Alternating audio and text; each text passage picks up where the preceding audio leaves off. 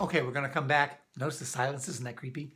This time we're going to come back focusing on the keyboard player and his spot in the mosaic concept of a groove. And by the way, you guys, this isn't just about 12-bar forms or blues or rock. This idea of things fitting together is how symphonies are built. It's how SATB vocal parts are built in a choir. Everybody has their spot. Playing on top of each other all the time is just brutally old-fashioned metal or disco from the 70s when everybody plays at the same time. It's super repetitive. It's not very interesting. So always try to think about what the other guys are doing around you. Okay, back to the keyboard parts. Let me play just the keyboard parts with the drums.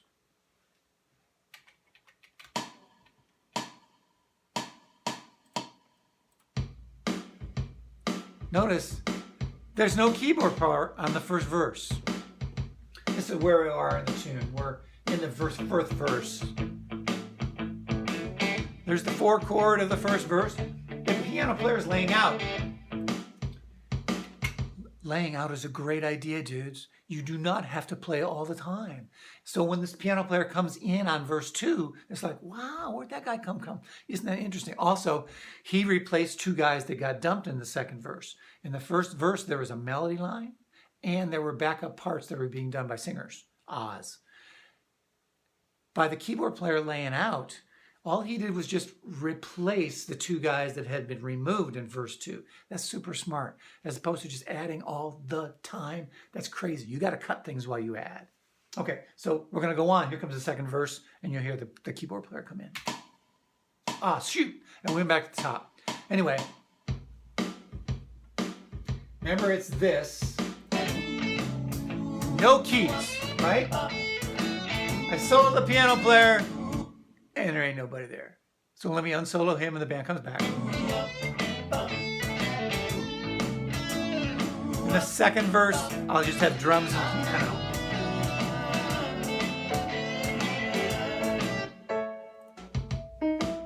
He actually came in on the last 2 bars of the first verse, what we call a turnaround, where it turns around back to the top. He snuck in to get momentum to come back in, as opposed to just like unmuting him and having him pop in. The last turnaround of the tune is where the tension is, and it's also a place for guys to come in preparation for the real entrance.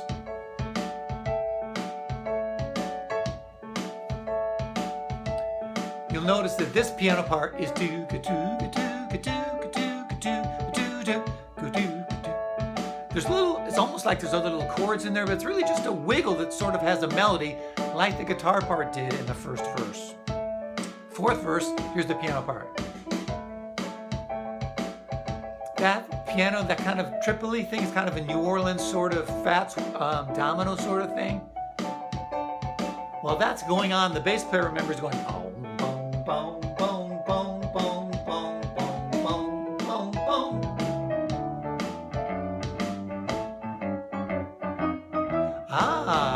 And the piano guy on the very outro had a rising line against the bass player's falling line, and the guitar player laid out, and they all came back together at the end, okay? I'm gonna play you just guitar, bass, and drums from the beginning. Simple drum part with no hi-hats, no cymbals, no fills. Rhythm section only, no background vocals.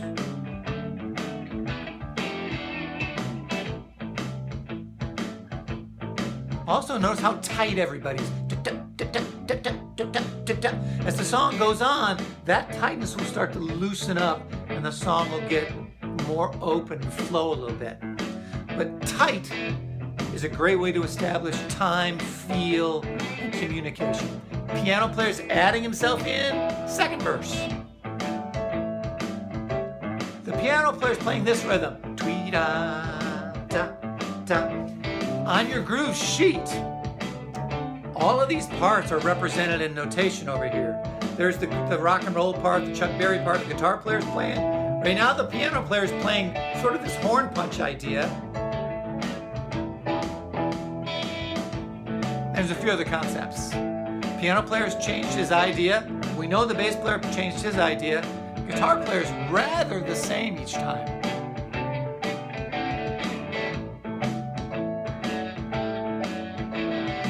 Notice that everybody hears the phrase ending and moving on. Here's the last verse. The piano player goes to the New Orleans thing. That gave the guitar players a place to play a longer line, a more bass player line. But always that goes like horn pops back. Okay.